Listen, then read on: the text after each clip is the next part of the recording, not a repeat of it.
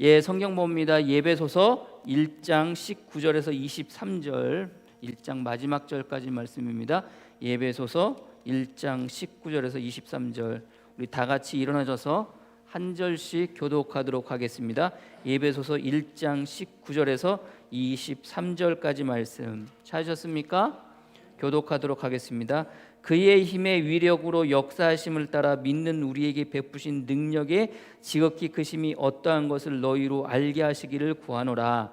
그의 능력이 그리스도 안에서 역사하사 죽은 자들 가운데서 다시 살리시고 하늘에서 자기 오른편에 앉으사 모든 통치와 권세와 능력과 주권과 이 세상뿐 아니라 오는 세상에 일컫는 모든 이름 위에 뛰어나게 하시고 또 만물을 그의 발 아래 복종하게 하시고 그를 만물의 머리 위에 교회의 머리로 삼으셨으니라.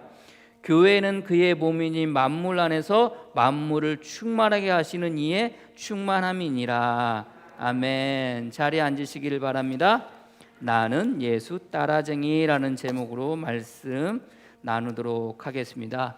우리가 지난주에 주님께서 우리에게 주시는 능력, 물론 전지전능한 우리 하나님께서 우리 예수 그리스도를 통해서 저와 여러분들에게 많은 능력을 주셨는데, 우리가 잊지 말아야 될 능력이 있다면 그것은 생명의 능력, 더불어 또 주님께서 우리와 함께 하시고 또 그 함께 하심을 통해서 우리를 변화시켜 주시는 변화의 능력, 더불어 우리 삶 가운데 찾아와 주셔서 일하시는 그 역사하시는 능력이 우리 성도에게, 저와 여러분들에게 있음을 지난 한 주간 같이 말씀을 나누었습니다. 그래서 그 생명의 능력이라는 게 뭐 계속해서 우리가 이제 오늘 본문의 말씀을 나누면서 같이 한번 또 복습하는 시간이 되어지겠지만, 생명의 능력이라는 게 죽을 수밖에 없는 우리가 의인이죠. 죄인에서 의인이 되어지고 그거로 말미암아 우리에게 생명이 주어서 지금 이 땅 가운데 살고 있는 이것이 또 생명의 능력이고, 생명의 능력으로 살아가는 것조차 그것으로 끝나는 것이 아니라 여전히 저와 여러분들을 죄인에서 의인 삼아 주시는, 죽음에서 생명 삼아 주시는,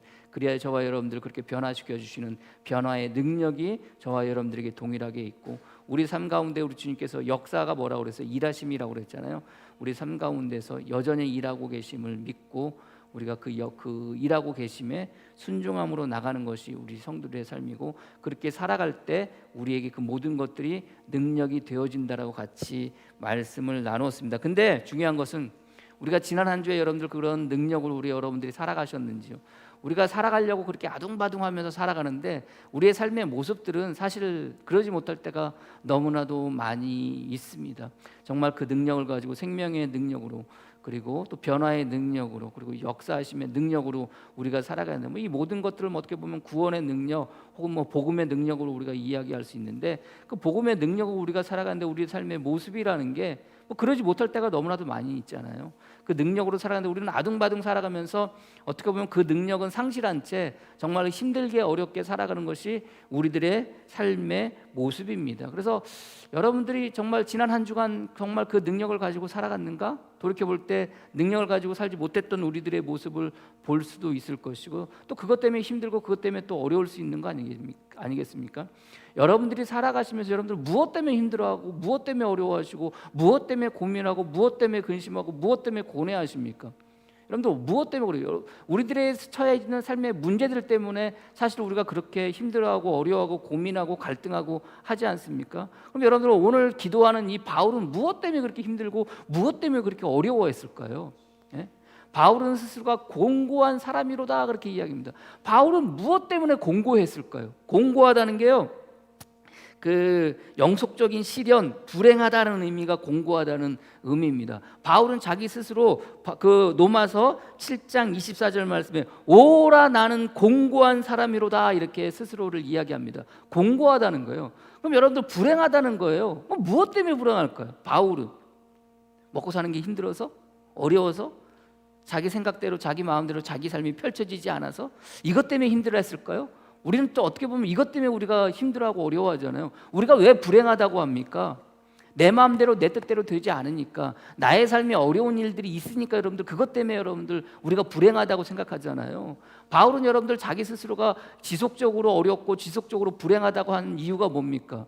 바울은요 로마서 그 7장 24절에 나는 공고한 사람이로다 이야기하면서 특별히 로마서 7장 그 24절에 들어있는 20절부터 25절까지 말씀 가운데 자기가 왜 불행한지에 대해서 이야기를 해요. 바울은 무엇 때문에 공고하고 무엇 때문에 힘들어하고 무엇 때문에 어려워했을까? 무엇 때문에 고민하고 무엇 때문에 갈등했을까? 로마서 7장 20절 이하에 이렇게 이야기합니다. 만일 내가 원하지 아니하는 그것을 하면 이를 행하는 자는 내가 아니요 내 속에 거하는 죄니라. 원하지 않는 그것을 하면, 바울은 원하지 않는 그것을 한다는 거예요. 그러니까 원하는 것이 따로 있다는 거 아닙니까? 그럼에도 불구하고 원하지 않는, 자기 마음에 지금 원하지 않는 것을 하는 것은 자기가 아니라 자기 속에 거하는 죄가 그렇게 한다는 거예요. 그러므로 내가 한 법을 깨달았노니 곧 선을 행하기 원하는 나에게 악이 함께 있는 것이로다.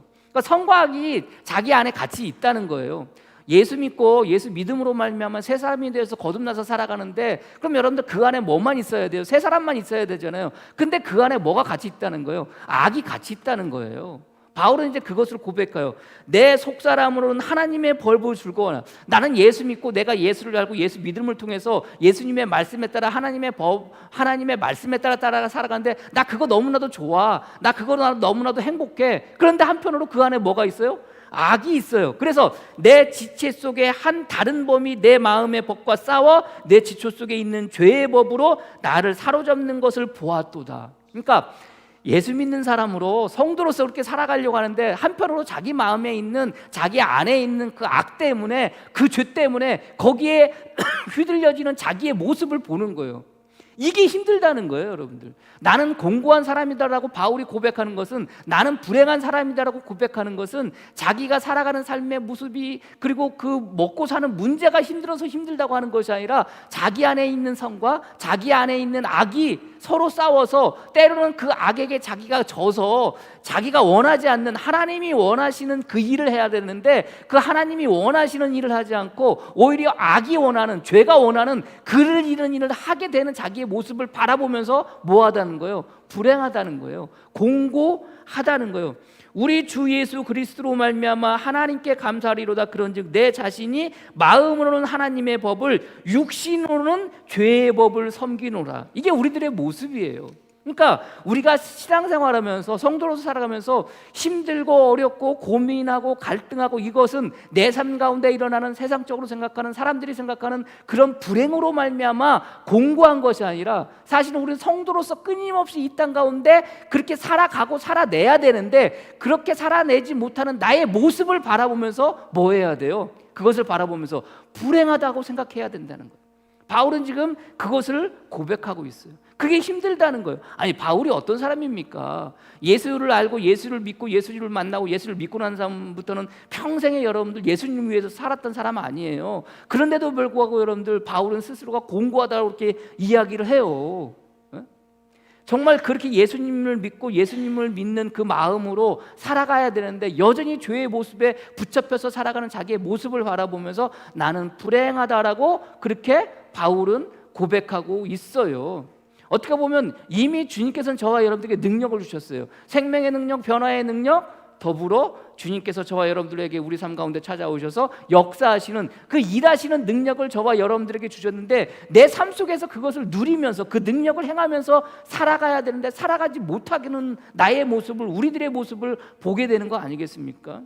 그럼 여러분들 바울은 그거에 대해서 어떻게 이야기하고 있는가? 어떻게 이야기하고 있는가? 오늘 성경의 말씀에도 그래요. 바울 19절 이하에 주님께서 우리에게 주신 능력을 우리로 하여금 알게 하기를 원한다고 기도하고 있다라고 그랬잖아요. 그러면서 여러분들 20절 이하의 말씀을 하는 거예요. 20절 이하의 말씀이 뭡니까? 여러분들에게 있던 생명의 능력, 그리고 변화의 능력, 그 역사의 능력을 이야기하는 거예요. 20절, 그의 능력이 그리스도 안에서 역사하사 죽은 자들 가운데서 다시 살리시고, 하늘에서 이렇게 이야기합니다. 죽은 자들 가운데서 다시 살리시고, 예수 그리스도를 죽은 자 가운데서 다시 살리셨어요. 누가요? 하나님 아버지께서 그 아들 예수님을 죽은 자 가운데서 다시 살리셔서 그에게 생명을 주셨어요.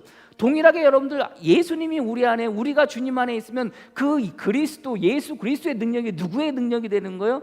저와 여러분들에게 능력이 되는 거예요. 하나님께서 아들 예수 그리스도에게 주셨던 그 생명의 능력, 죽은 자들 가운데서 살리신 그 생명이 누구에게 동일하게 있는 거예요? 저와 여러분들에게 동일하게 있어요. 계속해서 말씀하십니다. 하늘에서 자기의 오른편에 앉으사라 이렇게 되어 있어요. 죽은 자들 가운데서 다시 살리시고 하늘에서 자기의 오른편에 앉히사. 누구를? 예수님을. 누구를? 저와 여러분들을. 저와 여러분들. 그래서 주님께서도 말씀하세요. 마태복음 25장 31절 33절 인자가 자기 영광으로 모든 천사와 함께 올 때 자기 영광의 보좌에 앉으리니 모든 민족을 그 앞에 모으고 각각 구분하여 목자가 양과 염소를 구분한 것 같이 하여 양은 그 오른편에 염소는 그 왼편에 두리라.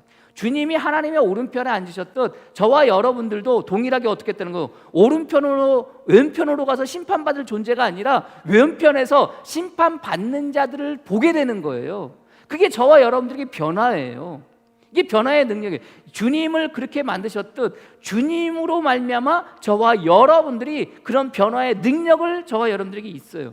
동일하게 역사사 이야기하시잖아요. 오늘 20절 말씀에도 그의 능력이 그리스도 안에서 역사사라고 이렇게 되어져 있어요. 그래서 저와 여러분들이 변화되어진다는 거예요. 주님께서 일하심을 통해서 저와 여러분들이 변화되어졌다는 거예요. 베드로전서 2장 9절 11절 말씀에 그러나 너희는 택하신 족속이요 왕 같은 제사장들이요 거룩한 나라요 그의 소유가 된 백성이니라. 누가? 저와 여러분들이. 우리 하나님께서 그 아들 예수 그리스도를 모든 통치와 권세와 능력과 주권과 이 세상뿐만 아니라 오는 세상에서 일컫는 모든 이름 위에 뛰어나게 하셨듯이 저와 여러분들도 동일하게 어떻게 하셨다는 거예요? 그렇게 만들어 주셨다는 거예요. 택하신 족속이요 왕 같은 제사장들이요 거룩한 나라요 그의 소유된 백성이다라고 이렇게 말씀하시는 거예요. 이렇게 변화시켜 주셨다는 거예요. 이렇게 누가 일하신다는 거예요? 우리 주님께서, 우리 그리스도께서 그렇게 일하고 계시다는 거예요. 끊임없이 지금도 이 순간 우리 주님께서 저와 여러분들에게 생명 주시고 저와 여러분들 변화시켜 주시기 위해서 지금도 어디 안에서? 이 안에서. 지금도 어디 안에서? 우리 안에서. 지금도 어디 안에서? 여러분 안에서 역사하시고 일하고 계심을 여러분들이 믿으시기를 바랍니다. 그러나 우리는 우리 삶 속에서 그렇게 살아내지 못하고 있다는 거예요. 그래서 말씀드렸지만 베드로전서 2장 9절 11절 읽어드리면서 특별히 베드로전서 2장 9절 11절 10절 말씀에 너희가 전에는 백성이 아니더니 이제는 하나님의 백성이요 전에는 긍휼을 얻지 못하더니 이제는 긍휼을 얻은 자니. 이게 변화되어진 거라고 그랬잖아요. 그런데 베드로는 이 이야기를 하면서 하는 이야기가 있어요. 베드로전서 2장 11절 말씀에 이렇게 말씀하십니다. 사랑하는 자들아 거류민과 나그나 같은 너희를 권하노니 영혼을 거슬러 싸우는 육체의 정욕을 제어하라. 자, 우리가 이 땅 가운데 살아가요. 성도로서 살아가요. 근데 나의 삶의 모습은 성도로서 정말 신실하게 선하게 살아가야 되는데 여전히 우리의 삶의 모습은 옛사람의 모습으로 살아가고 있는 거예요. 그것을 보라는 거예요. 그러면서 뭐라는 거예요? 육체의 정욕을 제어하라. 제어하라는 말이요 멀리하라는 말이에요. 멀리하라. 그럼 결국 뭡니까? 죄를 멀리하고 악을 멀리하라는 거예요. 베드로 전서를 통해서 이야기할 때 우리로 하여금 신실하게 왕 같은 제사장으로 거룩한 백성으로 하나님의 백성으로 살아가려고 하려면은 여러분들 이미 우리가 변화되어졌지만 그렇게 살아가려면 어떻게 해야 돼요? 육체의 정욕을 제어할 수 있어야 돼요. 육체의 정욕으로부터 모든 죄로부터 뭐 해야 돼요? 멀리 떨어져야 우리가 그런 삶을 살아갈 수 있다라고 이야기를 해요. 그런데도 도대체 우리의 삶은 그게 안 돼요. 그 능력으로 살아가야 되는데 그럼 여러분들 어떻게 해야 그 능력으로 살아갈 수 있어요? 바울은요 여러분들 지금 예배소 교회 교인들에게 기도할 때 이 편지를 읽는 사람들에게 기도할 때 그 주님께서 우리에게 주신 무한 능력을 우리가 이 땅 가운데 살아가면서 행하면서 살아가야 되는데 그 부분에서 어떻게 해야 살아갈지에 대해서 어떻게 보면 우리에게 은연중에 저와 여러분들에게 이야기하고 있어요. 어떻게 해야 우리가 그 능력을 가지고 그 능력으로 말미암아 이 세상을 이겨나가며 살아갈 수 있어요. 첫 번째는요 예수님을 따라갈 때 예수님을 따라 살아갈 때 우리는 그 능력으로 살아갈 수 있는 거예요. 오늘 말씀에 이렇게 이야기하고 있습니다. 19절 말씀에 그의 힘의 위력으로 역사하심을 따라 살라고 이렇게 이야기하고 있어요. 여러분들 따라라는 게요 어떤 장소에 혹은 어떤 시간에 있다라는 말이에요. 그 아래에 있다는 말이에요. 장소 아래에 있다, 시간 아래에 있다는 말이 따라라는 의미예요. 그럼 여러분들 우리가 예수님을 따라간다는 것은 누구 안에 있다는 거예요? 예수님 아래에 있다는 거예요. 장소가 어디든 시간이 어디든 어느 곳에 있든지 간에 언제든지 그 아래 있는 것, 이게 곧 따라 살아가는 거예요. 따라가는 거예요, 이게. 나 따라와. 그럼 여러분들 졸졸졸 따라가는 이 정도가 아니에요. 모든 것이 그 아래 있는 것이 곧 따라가는 거예요. 그래서 그리스도를 따라 살아갈 때 우리는 비로소 주님께서 우리에게 주신 무한한 그 능력을 우리 삶 가운데 충분히 가지고 충분히 누리면서 살아갈 수 있다는 것을 여러분들이 믿으시기를 바랍니다. 따라라는 말을 여러분들 따라간다고 그랬잖아요. 따라라는 말을 조금 더 고상한 말로, 따라간다는 말을 조금 더 뭐라고 그럴까, 이렇게 좀 유식한 말로 뭐라고 이야기할 수가 있겠어요? 따라가는 것, 이걸 뭐라고 이야기해요? 고상한 말로. 우리가 주님을 따라가야 된다, 하나님의 말씀을 따라가야 된다, 따라야 된다, 이 말씀을 좀 고상하게 이야기하면 어떤 말로 바꿀 수 있겠어요? 어려운 말 물어봐요? 쉬운 거 물어봐도 돼. 순종. 그래서 순종이 뭡니까, 여러분들? 순할 순에 따라갈 종자예요, 한자로. 순하게 따라가는 게 순종이에요. 그럼 여러분들, 우리가 살아가면서 성도로서 예수님 아래서 예수님이 어디를 가든지 예수님이 언제든지 나에게 어떤 말씀을 하시면 나는 뭐 하는 거예요? 따라가는 거예요. 그게 뭐라고 그랬어요? 그게 순종이라고 그랬어요. 순수하게 따라가는 것. 여러분들, 주님의 말씀에 따라갈 때, 주님을 따라 순종할 때 뭐 할 수 있는 거예요? 주님의 능력이 내 삶 가운데서 나타날 수 있는 거예요. 순종의 반대말은 뭘까요? 순종의 반대말? 불순종. 너무나도 잘 알고 있어요. 우리 그렇게 알고 있잖아요. 근데 찾아보니까 어떤 사람이 이렇게 순종의 반대말은 자기 고집이래요. 자기 고집. 아니, 주님을 따라가야 되는데 여러분들 왜 안 따라가요? 무엇 때문에 안 따라가요? 자기 고집이 있으니까요. 그래서 고집이 한자의 의미가 뭐냐? 단단할 고자에 잡을 집자예요. 단단히 붙잡는 것, 자기의 단단히 붙잡은 것 때문에 주님을 따라가지 못하는 거예요. 이게 불순종이에요. 불순종. 여러분들이 신앙생활 하면서 여러분들, 우리가 주님을 따라가야 되는데 예수 믿고 정말 이렇게 거듭났고 새 생명을 가지고 따라가야 되는데 여전히 내가 주님을 그렇게 따라가면서 살아가는데 따라가지 못하는 이유는 뭐예요? 나의 고집. 내 고집 때문에 그래요. 내 고집이 있으니까. 내 고집이 뭡니까? 결국 내 안에 있는 옛사람의 모습들 아니에요. 그거 내려놔야 되는데, 나의 것을 내려놔야 비로소 주님을 따라갈 수 있는데 나의 것을 여전히 붙잡고 주님을 결코 따라가지 않아요. 그래서 주님께서 뭐래요? 나를 따라오려거든 다 버리고 오라는 거예요. 다 내려놓고 오라는 거예요. 네가 가지고 있는 모든 것, 네가 집었던 모든 것, 붙잡았던 모든 것 뭐 하라는 거예요? 다 내려놓고 나를 따라오라고 그러잖아요. 우리가 주님을 따라가는 것도 그런 거예요. 그러니까 저와 여러분들이 신앙생활하면서 성도로 살아가면서 정말로 주님을 따라간다는 것은 나의 모든 집착, 나의 모든 단단히 붙잡고 있던 옛사람의 그 모든 것들을 다 내려놓고 따라갈 때 비로소 뭐 할 수 있는 거예요? 하나님의 그 능력이, 하나님께서 저와 여러분들에게 예수 그리스도를 통해 주신 그 능력을 우리가 내 삶 가운데서 충분히 누리면서 살아갈 수 있는 거예요. 그래서 여러분들, 성경은 특별히 저와 여러분들에게 주님을 따르라, 하나님을 따르라 라고 이야기할 때 여러분들 그 말씀에 이야기하는 건데, 물론 성경이 전체적으로 나오고 있지만 특별히 여러분들 신명기 28장에 보면 그 말씀에 대해서 분명히 이야기했어요. 신명기 28장 한번 찾아볼까요? 구약 302페이지 신명기 28장 찾으셨어요? 구약 302페이지 신명기 28장 2절 한번 읽어볼게요. 신명기 28장 2절 우리 한 목소리로 크게 읽겠습니다. 신명기 28장 2절 시작. 내가 내 하나님 여호와의 말씀을 청종하면 그 모든 복이 내게 임하며 내게 이르리니. 뭐하면? 청종하면. 청종이 뭐예요? 순종이 순순히 따라가는 것 같잖아요. 청종은 뭐예요? 듣고 따라가는 거. 이게 청종이에요. 이게 청종. 이게 순종입니다. 그렇게 따라가면 신명기 28장 3절 성읍에서도 복을 받고 들에서도 복을 받을 것이고 내 몸의 자녀와 내 소지의 소산과 내 짐승의 새끼와 소와 양의 새끼가 복을 받을 것이며 광주리와 떡반죽 그릇이 복을 받을 것이며. 아니, 받을 게 없어가지고 받고 받아가지고 뭐가 받는 거예요? 떡그릇이 그 복을 받는다는 거예요. 제가 왜 이 말씀을 드리냐면, 우리가 주님의 말씀을 순종하는 것, 주님을 따라감을 통해서 우리 삶 가운데 일어나는 삶의 문제들이 어떻게 되어지는 거예요? 해결이 되어지는 거예요.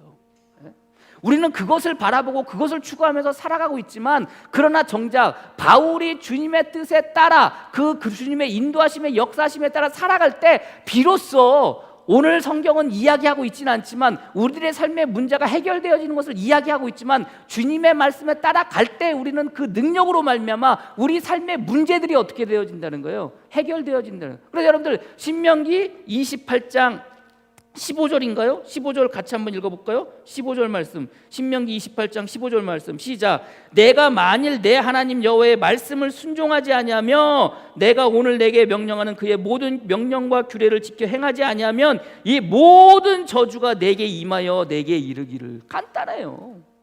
우리 삶 가운데 일어나는 모든 삶에 세상 사람들이 생각하는, 사람들이 생각하는 모든 불행은 어디로부터 나와요? 불순종으로부터 나와요. 나의 고집으로부터 나오는 거예요. 성경은 그 부분에서 분명히 해요. 그래서 바울이 따라가라는 거예요. 그리스도의 역사를 따라. 내 삶 가운데서 내 안에서 내 마음에서 일하시는 그리스도의 역사, 그 일하심을 따라. 때로는 내 마음 같지 않아요. 때로는 내 뜻 같지 않아요. 그럼에도 불구하고 주님께서 말씀하시면 어떻게 하는 거예요? 따라가는 거예요. 주님께서 가시면 어떻게 하는 거예요? 따라가는 거예요. 그렇게 따라가는 거예요. 그럴 때 비로소 어떻게 되는 거예요? 하나님의 놀라운 은혜와 축복이 우리 삶 가운데 부어지게 되는 것이고 우리의 삶의 문제가 해결되어지는 거예요. 더불어 그렇게 따라갈 때 비로소 주님께서 저와 여러분들에게 모든 주신 그 능력을 여러분들이 행할 수 있음을 여러분들이 믿으시기를 바랍니다. 그 능력을 따라 그 능력으로 말미암아 이 땅 가운데 살아가시는 저와 여러분이 되어지기를 주님의 이름으로 간절히 축복합니다. 두 번째, 바울은 또 뭐라고 그래요? 그 능력들이 어디 안에서? 그리스도 안에서라는 거예요. 20절 말씀에 그의 능력이 그리스도 안에서 역사하사, 그의 능력이, 하나님의 능력이, 예수 그리스도의 능력이 그리스도 안에서 뭐 역사하사, 하나님의 능력이 그리스도 안에서 뭐 한다는, 역사하신다는 게 일하신다는 거예요. 동일해요. 하나님의 능력도 예수 그리스도 안에서 일하시는 거예요. 동일하게 그 하나님을 통해서, 예수 그리스도를 통해서 오신 하나님의 능력이 저와 여러분들에게 오셨어요. 저와 여러분들에게 왔어요. 저와 여러분 안에 들어왔어요. 우리 삶 가운데 들어왔어요. 동일하게 이것이 내 삶 가운데 능력으로 작용하려면 어떻게 해야 돼요? 우리가 어디 안에 있어야 돼요? 그리스도 안에 있어야 돼요. 그래서 우리가 예배소를 읽을 때 여러분들 그리스도 안에서 여러분들 공부했잖아요. 같이 나눴잖아요. 그래서 그 이야기가 굉장히 많이 나온다고 여러분들. 4절에 그리스도 안에서 우리를 택하셔. 4절 보시면 창세전에 그리스도 안에서 우리를 택하사 그랬어요. 그냥 택한 게 아니에요. 어디 안에서? 그리스도 안에서. 6절에 이는 그가 사랑하시는 자 안에서 우리에게 거저주신 바 그의 은혜의 영광을 찬송하기에 거저주셨다는 게 어디 안에서? 그리스도 안에서. 7절에 우리는 그리스도 안에서 그의 은혜의 풍성함을 따라 그의 피로 말미암아 속량 곧 죄사함을 받았느니라. 그냥 받은 게 아니에요. 어디 안에서? 그리스도 안에서. 9절 말씀에 그의 뜻의 비밀을 우리에게 알리신 것이요 그의 기뻐하심을 따라 그리스도 안에서 예정하셨다는 거예요. 그냥 예정하셨다는 게 아니라 그리스도 안에서 예정하셨다는 거예요. 10절 말씀에 그리스도 안에서 통일하게 하셨다는 거예요. 11절 말씀에 그 안에서 그리스도 안에서 기업이 되게 하셨다는 거예요. 12절 말씀에 그리스도 안에서 찬송이 되게 했다는 거예요. 13절 말씀에 그리스도 안에서 너희도 진리의 말씀 곧 너희의 구원의 복음을 듣고 그 안에서 또한 믿어 약속의 성령으로 인치심을. 어디서? 그리스도 안에서 인침을 받았다는 거예요. 15절 말씀에 그리스도 안에서 사랑으로 들었다는 거예요. 모든 게 어디 안에서예요? 그리스도 안에 있어요. 그래서 여러분들 우리가 그리스도 안에서라고 이야기할 때 여러분들 그리스도 안에 있다는 것은 우리 스스로가 뭘 해야 되는 거예요? 자리가 어딘지 분명히 알아야 된다고 그랬잖아요. 예? 자리가 사람 만든다는 우리말 있잖아요. 자리가 사람 만들어서 나는 어디 안에 있다. 매 순간에 그것을 생각하면서 살아가야 된다는 거예요. 그리고 그리스도 안에 있다는 건 무엇으로? 그 생명으로. 그리스도 안에 있다는 것은 무엇으로? 그 능력으로 살아가는 거라고 그랬잖아요. 기억하실지 모르겠어요, 여러분들. 그것으로 우리가 살아가는 거예요. 그래서 언제나 여러분들이 신앙생활하면서 마음 가운데 나는 뭐 하는 사람? 예수 믿는 사람. 나는 누구? 성도. 나는 그리스도 안에 있다는 것을 끊임없이 생각하고 끊임없이 여러분 스스로가 여러분들 그것을 잊지 않고 살아가야 되는 거예요. 그래서 바울은요 골로새서 2장 6절에 그러므로 너희가 그리스도 예수를 주로 받았으니 그 안에서 행하되라고 되어 있어요. 우리는 모든 것을 어디 안에서 행하는 거예요? 그리스도 안에서 행하는 거예요. 그리스도 안에서 생각하고 그리스도 안에서 말하고 그리스도 안에서 우리의 뜻을 정하고 그리스도 안에서 결정하고 그리스도 안에서 우리의 삶의 모든 부분들을 해결하는 거예요. 그래서요 바울이 그 안에 뿌리를 막으며 세움을 받고 교훈을 받은 대로 믿음에 굳게 서서 감사함을 넘치게 하라. 어디 안에 있을 때 감사함이 넘칠 수 있어요? 그리스도 안에 있을 때. 여러분들 골로새서는 바울이 어디서 썼다고 그랬어요? 감옥에 갇혀 있을 때 썼다고 그랬잖아요. 어떻게 감사가 넘쳐날 수 있어요? 그는요 감옥에 있었는데 감옥에 있지 않았어요. 어디 안에 있었어요?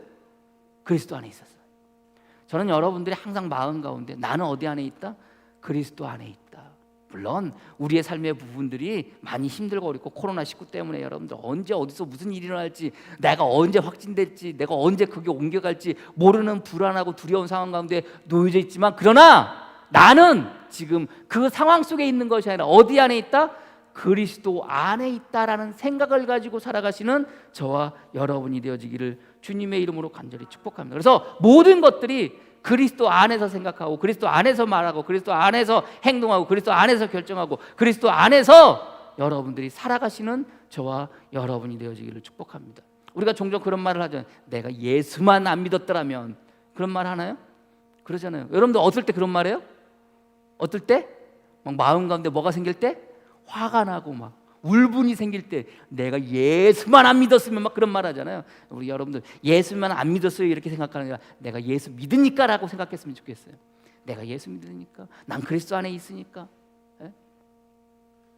어저께 그 당근마켓에요 해지커터라고, 해지커터가 뭐냐면요 그 잣나무 이렇게 치는 거 있잖아요. 우리 앞에 이제 철쭉이 쫙 이렇게 했는데 그걸 이쁘게 이렇게 치는 그 공구가 있어요. 공구라고 그래야 되나요?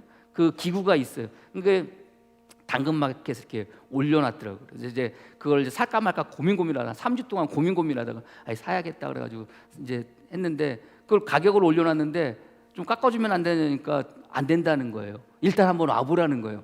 여러분들 일단 한번 와보라는 것은 보고 결정하겠다는 거예요. 내가 마음에 들으면 깎아주든지 안 깎아주든지 여러분들 보고 결정하겠다는 거 아니에요.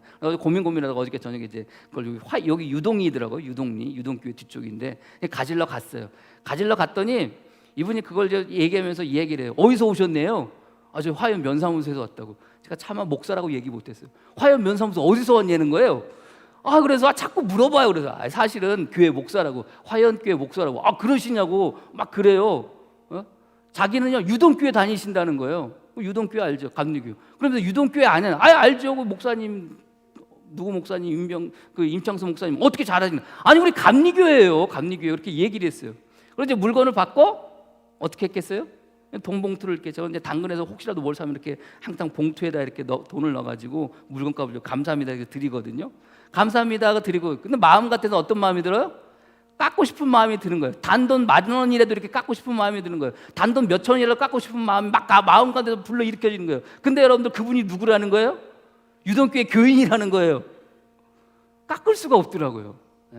당근에서 뭘 사게 되면요 당근에서 이미 가지러 가기 전에 얼마 해주세요, 얼마 깎아주세요 해가지고 가격을 딱 정하고 가서 가져오거든요. 근데 이분이 일단 와보라고 그러니까 뭘 가지고 가요? 기대를 가지고 가요. 깎아주겠거니 하는 마음으로 갔는데 이분이 교인이라고 그러니까 깎을 수 있어요 없어요? 없어요. 가뜩이나 교회 다닌 것도 그렇지만 나 가뜩이나 교회 목사인데 그거 깎아달라고 못하잖아요. 그래서 그냥 해가지고 그냥 다 드리고 왔어요. 드리고 왔는데 이제 당근마켓은요 끝나고 나면 후기가 올라와요. 후기 한마디. 그분이 저한테 후기를 보냈어요. 세상에 물건을 사는데 동네 유지가 왔다는 거예요. 저보고 유지래요. 동네 교회 목사님이 유지인지 모르겠지만 동네 유지가 왔다는 거예요. 그런데 동네 유지가 왔는데 자기가 이제 돈 받고 팔았잖아요. 누구한테 팔았어요? 목사한테 팔았잖아요. 누가? 교인이 목사한테 팔았잖아요. 그러니까 자기가 돈을 받고 팔았는데 그 이야기를 자기 아내한테 했던 모양이에요. 아내한테요 돈 받았다고 한 소리 들었다고 저한테 이렇게 거래 후기로 이렇게 온 거예요. 한마디로 동네 유지분이 와서 깜짝 놀랐어요. 그런데 그거 돈 받고 팔았다고 아내한테 한 소리 들었어요. 이렇게 왔다는 거예요. 왜 한 소리를 했을까요? 아내분은 목사한테 팔았다 이거예요. 교인인데 너도 교인이고 당신도 교인이고 목사도 교인이고 목사님인데 그것도 다른 데서 쓰겠다는 거 아니라 교회에서 쓰겠다고 하는데 그거 돈 얼마 되지도 않는데 그거 왜 받았냐는 거 한 소리 들었다는 거예요. 여러분들 그분도 마찬가지 아닙니까? 그분이 그 소리를 왜 들어요? 왜 들어요? 왜 아내가 그분에게 왜 돈 받았다고 왜 들어요? 단돈 몇만 원이지만 왜 그래요? 예수 믿으니까. 왜 그래요? 교회 다니니까. 왜 그래요? 성도니까. 성도니까 그런 거예요. 성도니까. 저도 목사니까 성도니까 차마 그 성도와 그 교인 앞에서 깎아달라는 말 못했듯이 그분도 돈은 받았지만 돈 받았다고 한 소리 들었던 거예요.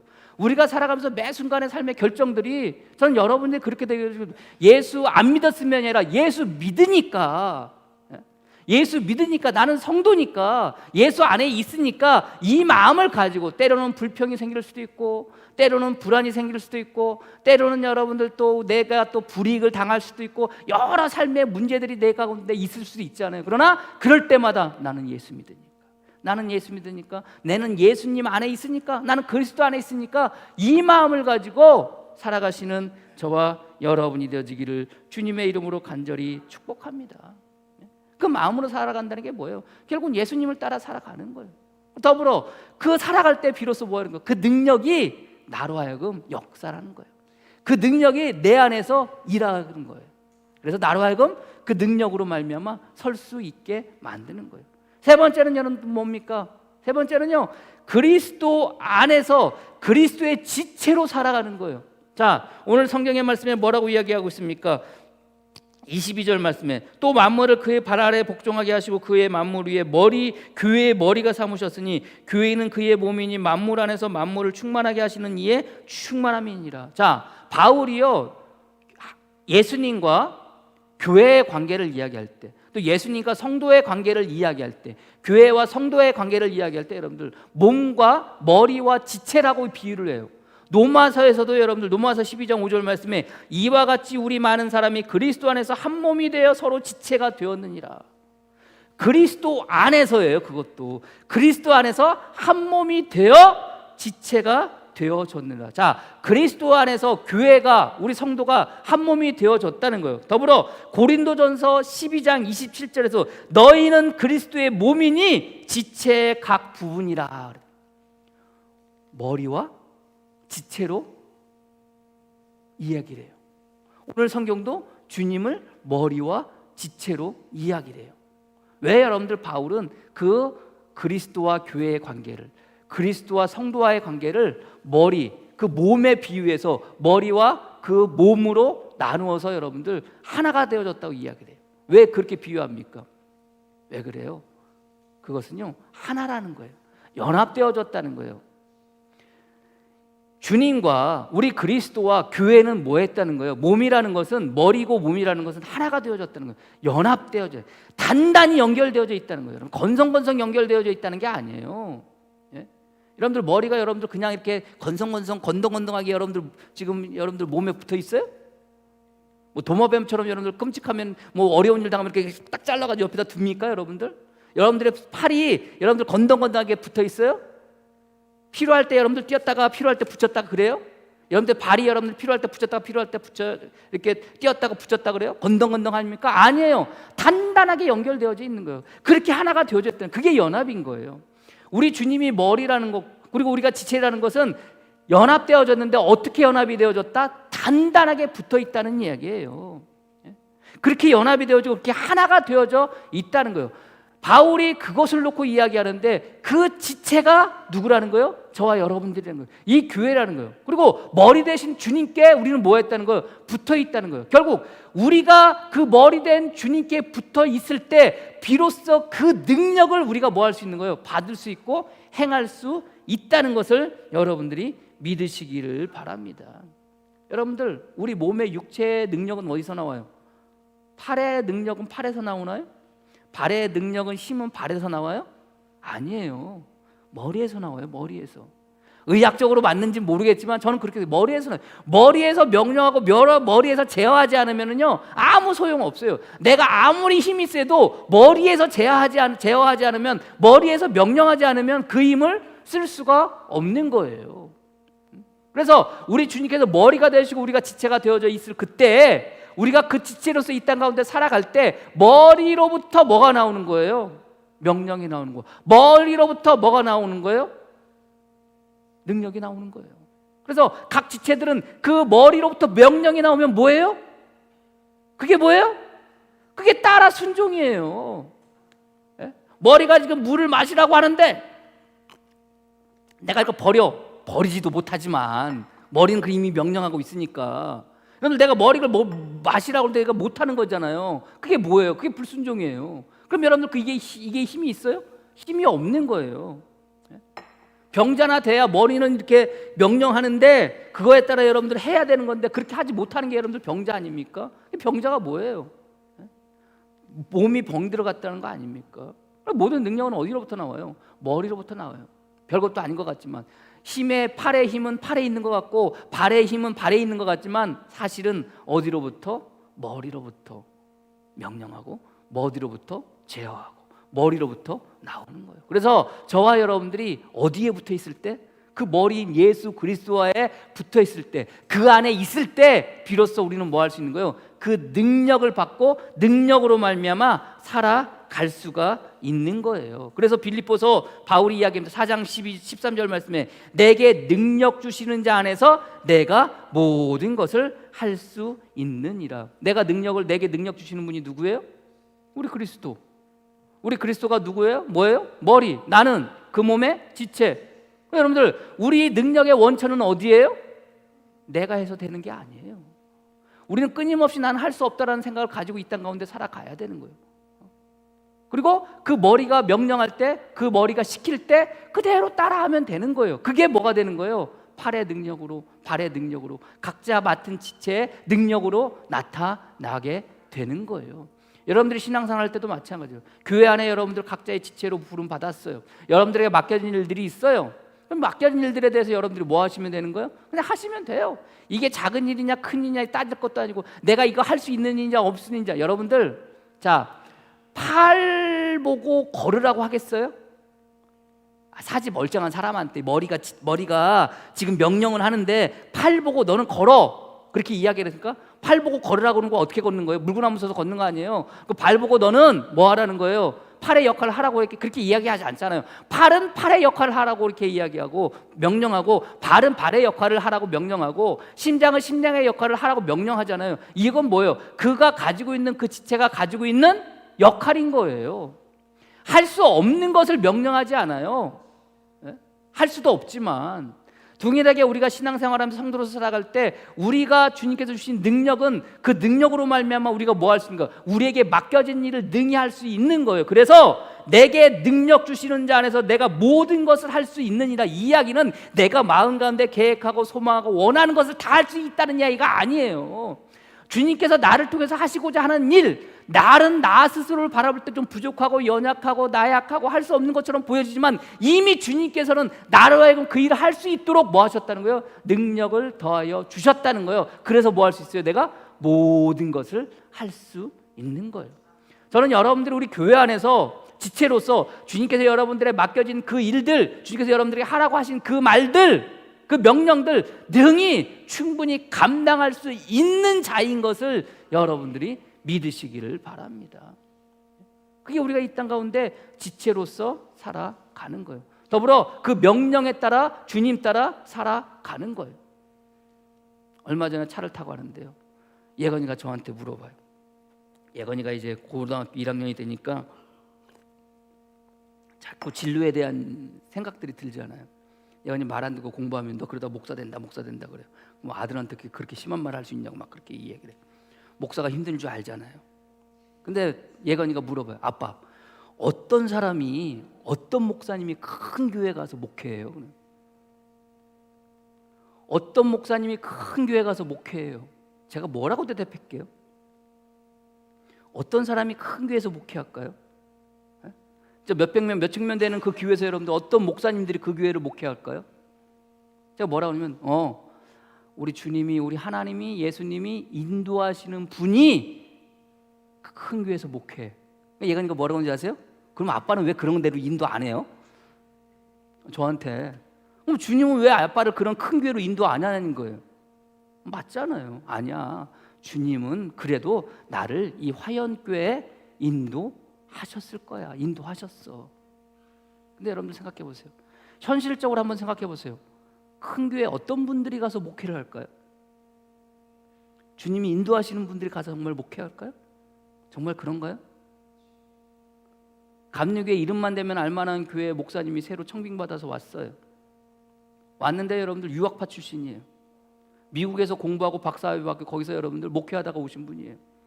여러분들이 간간히 들려주는 교회에 대한, 교계에 대한 뭐 이야기를 들 때, 어떤 큰 교회 담임자에 대한 이야기를 들 때, 뭐 청빙을 했을 때 그분들의 여러분들 학력을 보세요. 대부분이 다 외국에서 공부하다가 유학하신 분들이에요. 유학하신 분들이에요. 그래요. 현실이 그래요. 학벌?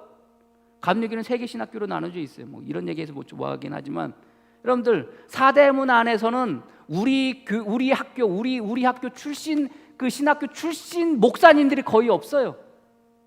들어갈 수가 없어요. 들어갈 수. 학연으로 똘똘 뭉쳐가지고요. 감히 우리 학교 출신, 우리 신학교 출신 목사님들은요, 서울 사대문 안에 들어가서 목회할 수가 없어요. 왜 그래요? 그게 현실이에요. 은퇴하는 목사님들, 여러분들 그 목사님들 돈 많이 있잖아요. 돈만 있으면 몇 억 가지고 여러분들 들어가는 거예요. 은퇴하시는 목사님 은퇴비로 주고 거기 가서 목회하는 거예요. 주님이 인도하심인가요? 어때요, 여러분들? 다는 아니지만 그게 주님의 인도하심인가요? 가가지고 유학하고 들어와서 큰 교회 목회하는 게 주님의 인도하심인가요? 학연이 있어가지고 지연이 있어가지고 여러분들 그것 때문에 여러분들 큰 교회 들어가는 게 주님의 인도하심일까요? 내가 돈이 많아가지고 은퇴하는 목사님 그 교회 후임으로 들어가는 게 주님의 인도하심인가요? 어때요, 여러분들? 저는요, 학벌도 없고 돈도 없고 그렇잖아요. 배운 것도 그냥 대학원까지 배우고 유학이라도 갔다 올 걸. 그런 얘기 듣는데 여러분들 그 후배가 그 공부하겠다고 이제 미국으로 갔거든요. 저보고요, 그때 자기 미국으로 가면서 형 안 늦었어, 형 어서 빨리 와, 어서 빨리 와. 몇 년을 오라고 그래요. 몇 년을. 에? 목회했는데, 그러니까 결혼했는데 아니야, 지금도 안 늦었어, 지금 와서 공부해. 차라리 그때 갔더라면 이곳에 있었을까요? 어때요, 여러분들? 그런데 여러분들, 제가 예언한테 그래요. 그래도 주님은 나를 이곳에 필요하시니까 이곳으로 인도하신 거야. 큰 교회 목사님들, 제가 예건이한테 그 얘기는 하지 않았지만 설사 그분들이 배우고 유학을 하고 돈이 많고 학연이 있다 할지라도 저의 입장에서는 그것을 뭐라고 인정할 수 있어야 되는 거예요? 주님의 인도하심이다라고 인정할 수 있는 거예요. 이게 따라가는 거예요. 안타깝지만 이게 따라가는 거예요. 저라고 왜 큰 교회에서 목회하고 싶은 마음이 왜 없었겠어요? 저라고 왜 여러분들 유학 가고 싶은 마음이 왜 없었겠어요? 그렇잖아요. 외국 가고 싶었던 마음이 왜 없었겠어요? 저라도 여러분들 정말 학벌 따져가지고 여러분들 우리 감리교가 그쪽에서 생각하는 여러분들 그 학교 들어가고 싶은 마음이 왜 없었겠어요? 직장 생활하다가 여러분들 그 집이 가까워서 그 학교 갔어요, 여러분들. 집에서 학교가 가까워서 갔는데 여러분들 그게 무슨 실력이 없어서 간 것처럼 사람들이 이야기를 해요. 그런 마음으로 가지고 있지만, 그러나 그것을 다 내려놓고 주님의 인도하심이니까 내가 이 화연교회, 이 시골교회에 들어와서 목회하지만 이 또한 뭐예요? 주님의 인도하심이니까라고 뭐 하는 거예요? 순종하는 거예요. 그래서 따라가는 거예요. 힘들지만, 어렵지만, 괴롭지만, 괴롭고 힘들고 어렵지 않겠어요, 여러분들? 저라고 아무리 목사이긴 하지만 바울도 스스로가 공고하다고 그러는데 저도 끊임없이 고민하고 갈등해요. 이 어려움과 이 상황 속에서, 이 현실 속에서 나도 여기 떠나고 싶은 마음이 왜 없겠어요? 그렇지 않습니까, 여러분들? 그러나 그 상황 속에서 뭐 할 수 있는 거예요? 순종하는 거예요. 왜요? 그게 은혜이고, 그게 뭐예요? 그게 능력이니까. 그러니까 제가 여기 있는 것 자체가 뭐예요? 저에게는 능력이에요. 여러분들이 오늘 이 시간 이 교회에서 이렇게 예배 드리는 것 자체가 여러분들에게 뭐예요? 능력이에요. 여러분들이 다른 큰 교회 가고 싶은 마음 없겠어요? 다른 교회 가서 신앙생활 하고 싶은 마음 왜 없겠어요? 다 알아요. 그러나 우리 주님께서 여러분들이 오늘 이 시간 이 순간 여러분들을 이곳으로 뭐 하신 거예요? 인도하신 거예요. 그 인도하심에 순종함으로 따라서 이곳에 나온 거 아니겠습니까? 이게 뭐예요? 이게 능력인 거예요. 각자의 능력이 지금 저와 여러분들에게 임하고 있음을 여러분들이 믿으시기를 바랍니다. 살다 보면 신앙생활도 참 힘들고 어려울 때가 너무나도 많아요. 우리의 믿음의 여정이라는 게 바로 그런 거 아니겠습니까? 예? 그렇잖아요. 바울이 지금 여러분들 편지를 쓰고 있는 곳이 감옥이라고 그랬잖아요. 그러나 그 감옥 안에서 여러분들 그런 여전히 뭐가 있던 거예요? 그리스도 안에 있다는 생각을 가지고 그리스도 안에서라고 강조하고 있는 거 아니겠습니까? 믿음의 여정이라는 복음성가가 있어요. 제가 여러분들에게 가사를 읽어드릴게요. 불러드리면 참 좋은데 그러지 못해서 죄송하고. 자, 한 치 앞도 내다볼 수 없는 여정 가운데 서 있다. 단호하게 버려야 할 것들과 절대 버릴 수 없는 믿음 가지고 한 발 두 발 내딛어 걸어갈 때 거친 숨이 차 힘겨울 때 잠시 쉬어가는 일이 있더라도 절대 포기 말자 위로 주시네. 내가 할 수 없음을 인정하며 그는 다 할 수 있다 믿음 하나로 이 길을 간다. 믿음의 여정길을 오늘도 이 길을 간다. 그분과 함께 간다. 이게 주님 따라가는 거 아닙니까? 우리들의 삶의 모습이 한 발 두 발 내딛어 걸어갈 때 거친 숨이 차 힘겨울 때 잠시 쉬어가는 일이 있더라도 절대 포기 말자 위로 주시네. 내가 포기 말자 말하는 게 아니라 포기 말자라고 우리 주님이 위로 주신다는 거예요. 내가 할 수 없음을 인정하며 그는 다 할 수 있다는 믿음 하나로. 나에겐 능력이 없어요. 나에겐 힘이 없어요. 그러나 우리 주님께서 저와 여러분들에게 능력을 주셨어요. 그리고 뭐 할 수가? 믿는 자에게는 능치 못할 일이 없어. 넌 할 수 있어. 넌 할 수 있어. 라고 지금도 저와 여러분들에게 용기를 북돋아주시고 저와 여러분들에게 힘을 주신다는 거예요. 나의 생각과 계획들이 아닌 오직 다 하나의 이 길을 간다. 나의 생각, 나의 계획이 뭐예요? 그게 뭐예요? 그게 고집이잖아요. 그걸로가 아니라 오직 하나의 이 길을 간다.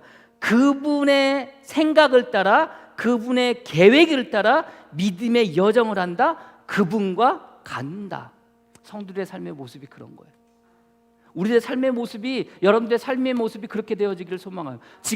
지금 우리 믿음의 여정이 좀 힘들고 어렵지만 그래도 여러분들 주님 따라가시는, 그렇게 주님 따라가는 따라쟁이 될 수 있는 여러분이 되어지기를 축복합니다. 어떤 상황 속에서도 그래, 나는 주님 안에 있지, 나는 주님과 함께하고 있지, 나는 주님을 따라가지, 이 믿음 가지고 주님과 함께 이 힘든 세상 이겨가시는 저와 여러분이 되어지기를 주님의 이름으로 간절히 축복합니다. 기도하겠습니다. 하나님 감사합니다. 오늘도 우리를 불러주시고 세워주셨습니다. 오늘도 주님 따라왔습니다. 주님, 우리에게 베푸시는 그 큰 능력을 더하여 주시옵소서. 주님 안에서 주님 뜻의 순종함을 통해서, 주님 생각을 순종함을 통해서, 주님의 인도하심의 순종함을 통해서 주신 능력 충분히 감당할 수 있는 자들 되어지게 이끌어 주시고, 믿는 자에게는 능치 못할 일이 없다고 하신 것처럼 그 능력으로 말미암아 이 땅 가운데 맡은 사명 온전히 감당하며 주님의 지체가 되어지게 주님 축복하여 주시옵소서. 모든 거 맡겨오며 예수 그리스도의 이름으로 기도합니다. 아멘.